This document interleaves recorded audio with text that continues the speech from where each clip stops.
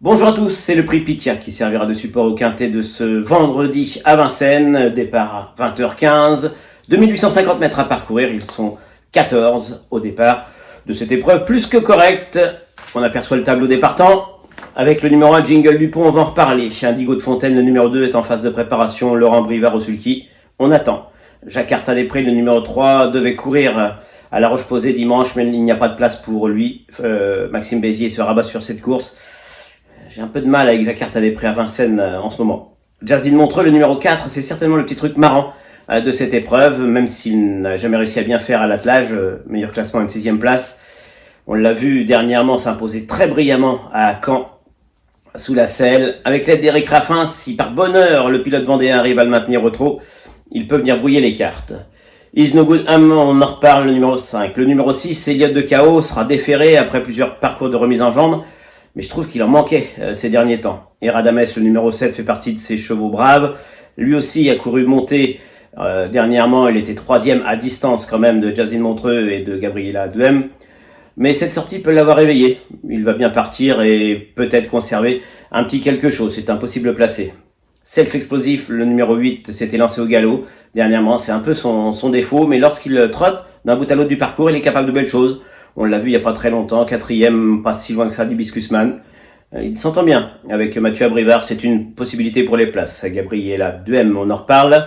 Hero Cibé, le numéro 10 également, naturellement. Le 11, F7, effectue une rentrée, on attend. Unico Broline, le numéro 12, dernièrement est allé devant. Après un départ très fort, je crois que son pilote a un peu noyé le moteur, il a demandé à souffler. Il devrait courir en progrès, méfiance, c'est un Duval d'Estaing bien engagé. Il avait gagné par le passé lorsqu'il était chez Sophia Aronson à Vincennes. Faut pas le négliger. Hibiscus Man, on va en reparler. Et le numéro 14, Félix Dubourg, faudra vraiment que ça se passe comme dans un rêve pour qu'il réussisse à accrocher la 5e voire la 4e place. Allez, on fait le papier.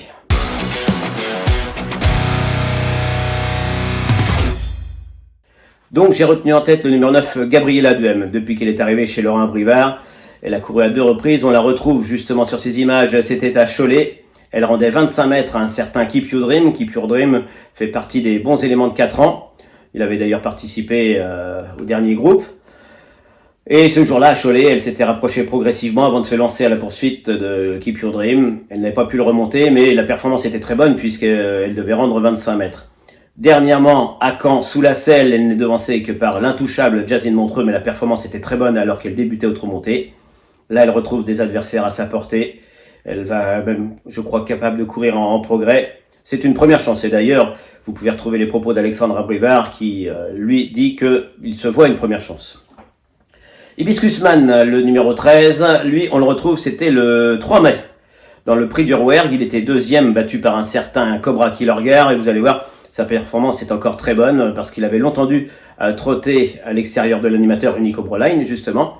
Le nez au vent, il avait réussi à prendre la tête à l'entrée du dernier tournant et subir l'attaque de Cobra Killergar. Il n'y a pas à rougir, Cobra Killergar, je crois que lors de ses 11 dernières sorties, ça doit être 10 victoires, une 2e place ou quelque chose comme ça. Donc c'est la bête en ce moment, Cobra Killergar.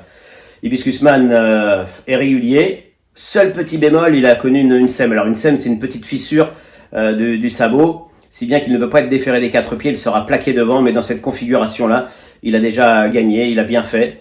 C'est peut-être pour ça d'ailleurs qu'il s'est mis à pousser un peu dernièrement, lors de sa dernière tentative. Erocibé, le numéro 10, apparaît ici comme une priorité. L'an dernier, il avait aligné je ne sais plus combien de succès, je crois que il avait dû gagner 9 fois en 10 sorties et une fois 2e. Donc vous voyez, là encore, c'était une bête l'an dernier. Cette année, je ne vais pas dire qu'il a un peu de mal à retrouver la bonne carburation, mais il y a eu quelques disqualifications. Et sa 4e place dernièrement, qu'on aperçoit, est très bonne, puisqu'il s'était bien rapproché dans le dernier tournant et il avait bien soutenu son effort. Et le lot était plus fort parce que c'était quand même Ulysse Digéo, Iroise Delanoë. Donc c'est encourageant. Il va courir en progrès sur cette sortie, il redescend de catégorie. Et là, il détient une toute première chance, si c'est le Héros Cibé de l'an dernier. Jingle Dupont, le numéro 1. Alors lui, on le retrouve lors de sa dernière tentative malchanceuse, puisque ce jour-là, il s'était montré longuement fautif au départ. Vous allez voir, il rentre quasiment en dernière position à l'entrée de la ligne droite à Caen, et il vient régler le sprint tout en dehors. Malheureusement, les commissaires sont revenus sur sa faute initiale et l'ont disqualifié après une longue enquête, si bien que le pauvre Jingle Dupont a perdu le bénéfice de ses efforts. Ce jour-là, il aurait offert un premier quintet à Tristan Vry. Tout cela est bien dommage. Bref, ça c'était pour la petite histoire, et tout ce qui est passé est mort. On vient à vendredi. Attention à lui, parce qu'il est en forme. Auparavant, il avait connu un petit coup de mou, il n'était que 7e, il manquait de tranchant. S'il montre son vrai visage, il peut tout à fait jouer les premiers rôles. C'est d'ailleurs ce que nous a confié son entraîneur driver, Nicolas Bazir, qui le reprend en main.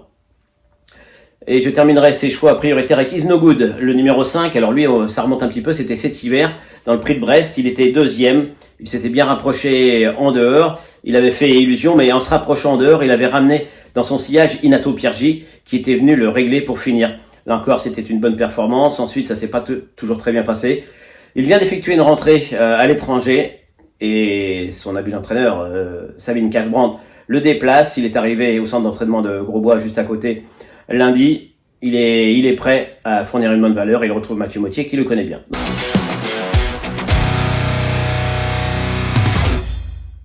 Donc voilà, les choix prioritaires, le 9, le 13, le 10, l'As et le 5. À cela, vous rajoutez le numéro 12, c'est Unico Broline. Le numéro 4, Jazine Montreux. J'ai vraiment l'impression que c'est un petit truc marrant dans ce quintet. Et puis le numéro 7 également, Eradames. Et Jazine Montreux, si jamais il galope, n'oubliez pas, dans 15 jours, je crois que c'est le 13 juin, il a une très belle course au trot monté. Un cheval de la Réunion, ça sera le 303, Lobbying de Blary. Alors Lobbying de Blary, dernièrement, dans une épreuve remportée par Lancier du Goutier devant Lord du Gers, il a laissé une très très bonne impression. Il avait été obligé de se rapprocher en dehors. Il avait certes réussi à se rabattre un peu dans le dernier tournant, à prendre un dos, mais il avait redonné un bon coup de rein dans la ligne droite. Il finissait pas très loin de ces chevaux-là qui sont susceptibles de participer au critérium, hein. Donc ce sont vraiment des très bons chevaux. Là, il revient dans une catégorie qui est la sienne. Ça devrait bien se passer. Le 303, le Bing de Blary. Voilà, c'est fini. Merci à tous de nous avoir suivis et à très bientôt pour un nouveau numéro de 100% Quintet.